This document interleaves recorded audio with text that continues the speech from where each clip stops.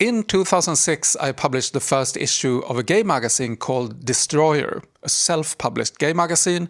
This is what it looked like when I unpacked the first stack of them. Hello everyone, I'm Carl, the editor of Destroyer, and I just got these first 50 magazines from the printing house. The rest will be delivered on Tuesday. But since I've already gotten orders, I will now open these, and here it is. The first magazine was ordered by... Yeah, so that was the first issue, very slim, €8, 32 pages. The last issue, four years later, was 68 pages, and what did I take for it? €12. So what was Destroyer? Well, before we get into that, I would like to explain why I started Destroyer and where I come from, publishing-wise, so to speak. Well, the thing is that a few years earlier, I had been the editor-in-chief of a gay magazine called Straight. Here we have it. And the reason for that was that during my studies at Stockholm University, I made my way a little bit as a freelance writer for the big newspapers, and my niche was sort of gay topics and new gay clubs, which was quite rare back then, so they needed people who could write about that. Gay was trending a little bit in the late 1990s in Sweden. So I was approached by the gay publishing house, and they said that they were planning to launch this magazine, Straight, and they wanted me to be the editor-in-chief. I was 24 at the time, and I did lots of media. I did live TV, live radio, did interviews for newspapers, like this one, for example, which put me on the cover. Yeah, so I became a little bit of a semi-celebrity in gay circles, at least. I did that for a year, and then I continued my studies. I took my degree. I was part of the editorial staff of Känguru, which is the humanistic faculty club magazine. And also during my studies, I started to work temporarily at Aftonbladet, the big newspaper in Sweden, first as a proofreader, but also as a reporter, and also layouter and picture editor. I did a little bit of everything. That's sort of what you do when you are a young temp. Okay, I took my degree. I moved to Budapest because I had actually biked to Budapest. I'm interested in bike touring. And while I was in Budapest, I was freelancing as, I think it was writer and editor for a computer press publishing house. And when I came back to Sweden, this must have been in October 2003, I became employed by this computer press publishing company. But I became employed as, not as a text person, but as a layouter. So I was a layouter, for example, at, we have so many magazines here, I don't know why I still keep them. At, for example, this magazine, Tech World. And then I wanted to work for a real magazine because, I mean, this IT publishing house was, I loved it, but it was more like an office, and I wanted to feel what it's like to work at a commercial mainstream magazine. So I applied as a layouter and was employed by Slits. Now, people outside Sweden don't know this, but Slits is like it doesn't exist anymore. It was the biggest men's magazine in Sweden, very similar to Maxim and FHM. Shortly after I had been employed, I became the art director of Gear, their tech magazine. I resigned within the test period of, 3 months? It's very chaotic. Not many people last many months at Slits. But then they convinced me to stay, so they raised my salary, and they asked me to be the art director of this, which is Slits Man, their fashion magazine for men. Okay, so I did that, and then wanted to move. I wanted to move to Prague to write a novel. But I did this. And then I was recruited by another competing men's magazine that was just starting up. So I became the art director of that magazine. I designed it from scratch. I visited the printing plant in Austria. I was a co-founder even. So it was a bit busy period there. This was in 2005. The sum of all this is that I became sort of a media professional. having started with text, being a writer and editor, and moving on to layout and even doing art direction and all the print tech stuff. So I moved to Prague eventually in 2006. That's when I wanted to start my own magazine. And that's where all this comes together. Being able to do editing, writing, layout, art direction. So I had all the tech knowledge that was needed to create my own magazine. But more than that, I had what you can call something to say. Because I had been an editor of a gay magazine. I used to set the agenda in gay culture, in the gay community. And before I launched Destroyer, what I had done was that I had read lots of books about the development of the gay movement in the US after Stonewall, so in the 1970s. And I was quite shocked about what I read. I thought that, wow, this was a history that was not so well known about how the gay movement had thrown out people who didn't live up to a good gay image, and how the gay movement thereby had become able to reach a new level of acceptance.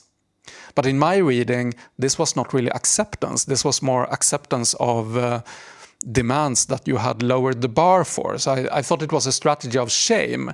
And that was my political message in the first issue of Destroyer. Ever since its inception, there has been a struggle, an internal struggle in the gay movement. It was there in the 1970s in the US. It was there in the late 19th century in Germany even. There were always a fraction that wanted acceptance, that wanted to demand acceptance for what was different. But there was also another fraction who wanted to tone down the more extreme expressions of same-sex love. And these extreme expressions have varied over time. It has been, for example, feminine gay men. It has been visible lesbians, as they are called. It has been an interest for leather and rubber. It has been promiscuity. In fact, when I headed Straight, that was the question that all reporters asked me. Are gay men promiscuous? Yeah, it sounds super strange now, but that was the stereotype back then. But the most extreme expression of homosexuality is male attraction to young men. And that is what the gay movement had cut off in order to reach acceptance. So that's what I criticize in Destroyer. Destroyer was a comment in this assimilation debate, as it is called. And it got quite a lot of attention because as a media professional, I of course sent this to all the media outlets in Sweden, a review copy. And Aftonbladet, where I had worked before, but I don't think that they knew that because this was a reporter that I didn't know. They wrote a full page about Destroyer, and thereby the magazine became really well known overnight. The new gay TV program of the National Public Television came down to Prague to interview me. Carl Andersson tillverkar tidningen från sin lägenhet i centrala Prag. Den har en upplaga på cirka 1000 exemplar. Before I launched Destroyer, I had read this Bible, Sexual Persona, by Camille Paglia, where she analyzes lots of literary works. And the chapter that was very influential to me was this one, chapter 20, The Beautiful Boy as Destroyer, Wilde's The Picture of Dorian Gray. So she analyzes this, but also Billy Budd Sailor by Herman Melville and Death in Venice by Thomas Mann. Her argument is that in all these works, the boy destroys his admirer. So it's the boy who is the destroyer. Yeah, so that was Destroyer. I published 10 issues of it, but already after the 4th issue, I decided that I will only publish 10 issues because I like closed projects, and I think 10 is a beautiful number. So if I would hold out to be able to publish 10 issues, I would stop after that. And I'm happy that I held out, and I published the 10th issue 4 years after its launch. What I did then was that I wrote a book about Destroyer, and particularly about the reactions that Destroyer caused, because they were so interesting. And particularly from a gay perspective, they said something about the internal power dynamics within the gay movement, you could say. So this is the Swedish edition, Bögarnas värsta vän. and the English edition, which I published in 2011 after having translated it myself and having it checked by a native English speaker, is called Gay Man's Worst Friend, because that is what I was called. That is what this TV reportage about me was called. Det blir ett jävla liv när första numret av Destroyer kommer ut sommaren 2006. Debatter i radio, artiklar i tidningarna, skadeglada inlägg i homofobiska bloggar. Med en vän som Carl Andersson så behöver bögvärlden inga fiender. See, this is only the kind of reasoning that can happen from gay men, really, because the straight society around, the art world, the fashion world, they totally got it. Even the mainstream newspapers, because the thing is that this little book, which I had printed in 500 copies, got the whole arts and culture spread of, again, Aftonbladet when it was launched, which is spectacular. And it got full pages in both Expressen, the competing newspaper, and also in Svenska Dagbladet, which published an interview with me and with the gay reporter of the TV reportage, by the way, who sort of regretted what he had said. Yeah, and also when the book was published, when the English edition of my book was published, I was interviewed by Louis Venegas of Candy magazine in this magazine, Bonn International. This is a great article. They published all the covers of Destroyer as well. It was positively received even in the gay world. Here's, for example, Gay Times in the UK, which wrote quite a short notice about it, but which is quite positive. I did an interview for Out, the American gay magazine Out. Zizzo, I think it's a Belgian gay magazine. Gay News in the Netherlands wrote a really long article about me and the magazine. They wrote about it from an art historical perspective. The story became legendary, you can say. Here's even Fotografisk Tidskrift, the photography journal of Sweden. Most recently I read about it in Grekisk Eros by professor of ancient Greek, Eva-Karin Gerö, where she refers to Destroyer several times in order to give the readers an example of what Greek love and appreciation of the young male body can look like in our society. She even quotes me from Destroyer on the same page that she quotes Paglia in Sexual Persona. So yes, it does all come together, and it's very flattering to be quoted about beauty alongside Camille Paglia. That was Destroyer. Quite a huge project, and it's I'm looking at my watch because the camera only records 30 minutes, and so maybe we'll take a little break here, and I will tell you how it all continued.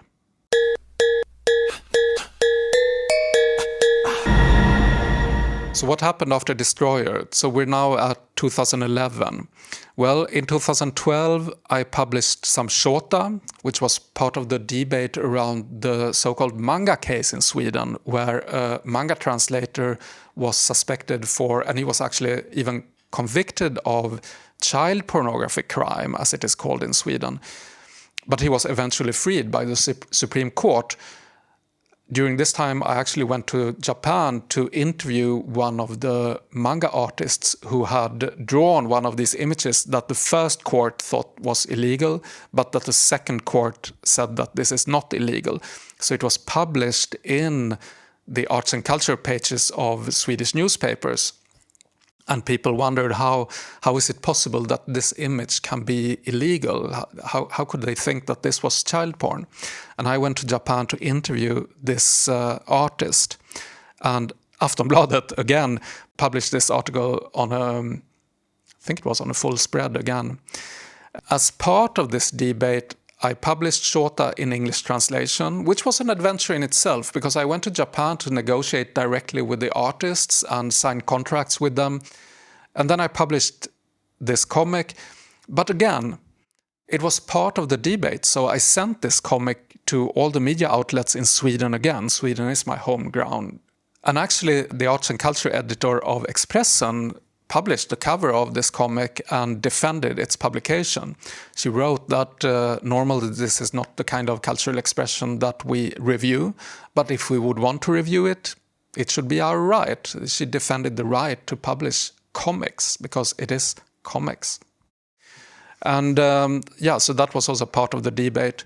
So now we're around 2012. Then I did some art projects. I did one art project called Breaking Boy News, where I took news stories from Google News and paired them with unrelated images, which I also found on Google. And the result became sort of shocking to some people, which was the point. I published a tabloid newspaper, which was printed here in Berlin, a magazine and a website. And then this whole project was exhibited at an exhibition.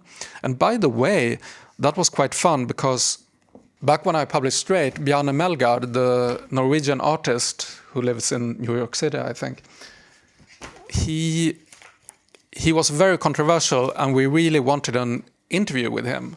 And we managed to get in touch with him finally. So in Straight, I published an interview with Bjarne Melgaard when he was in this scandal in Sweden.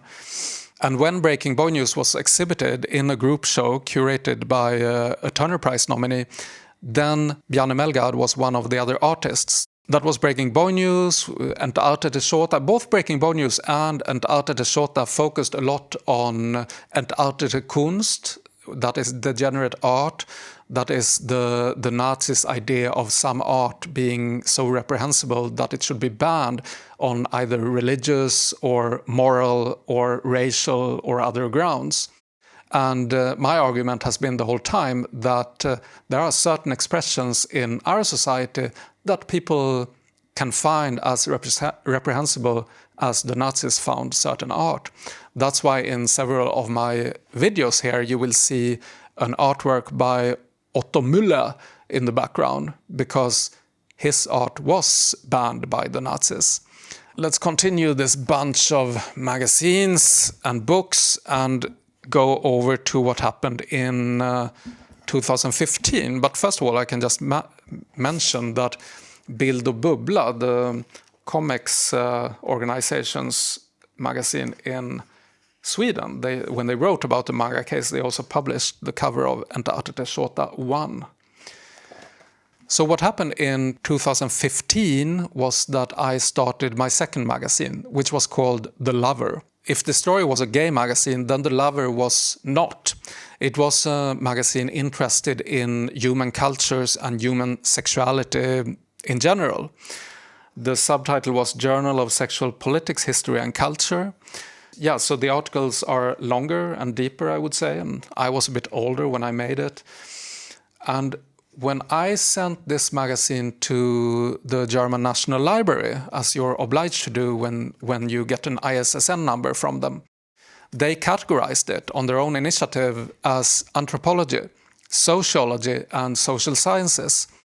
And that's what it was. It was anthropology, but I had not really thought about that myself. So what happened was that I published 6 issues. This is not all of them, but I published 6 issues of The Lover between 2015 and 2017. And then I realized that, okay, enough with this publishing stuff, okay? Deutsche Nationalbibliothek, German National Library, had categorized this as anthropology. And so I took a 2-year master's course in anthropology, visual and media anthropology. And I'm so happy I did that, because I think that I had been an anthropologist the whole time, actually. It's just that I hadn't really considered going back to academia. So I did that. I got my degree in 2020, released the film, my graduation film, Unreal Boys, which got some prizes. And right after that, that's when I applied to a few PhD programs. I was accepted by the University of Oxford and the University of Manchester. And I chose Manchester because of various stuff, partly because they offered me a full scholarship. And the rest you know. I finished my first year at Manchester, during which I published my first academic article in a scientific journal. And then the whole world went crazy, and I was eventually expelled from the University of Manchester. So thanks a lot for that. Anyway, now I'm back. I'm back to self-publishing. I published my book about shota. I published my research, basically, what was supposed to be my doctoral dissertation. I published that as a book instead, which I don't have here because we're going to talk about Destroyer now. What I've done now is that because Destroyer became so well known during this scandal, there was a lot of interest in it and people sort of wanted to read it, both critics and fans. So I decided that, because Destroyer is sold out since long, I decided that, okay, why don't I publish a collection of all the articles, or at least the best articles of Destroyer and The Lover in a volume that you can buy. So that's what I did. And it's this one. I call it Real Journalism, Self-Published Writings on Sexual Politics, History and Culture. And this book, which is available on Amazon, contains not a single image.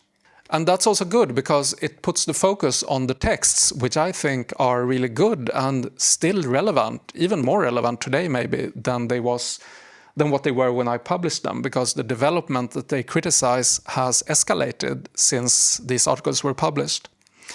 I have written a new introduction to this book where I explain a little bit the things I talk about in this video, but more in depth about why I started the magazines and also what I think about them now, because I mean, it was nearly 20 years since I published this one. And to be honest, I think that especially the main article in this one, the age taboo or how homosexuality went blunt, is a little bit, I mean, the content still stands, but I wouldn't write it that way today, for example. But I'm happy I did it back then because I was on fire and Destroyer became legendary. There's no other way to put it. I'm happy that you are with me. I know that this book is a little bit more pricey than Impossibly Cute Boys. I priced it at around €30. But it's also thicker. It's almost 300 pages and it contains 57 of the best articles from my previous publishing.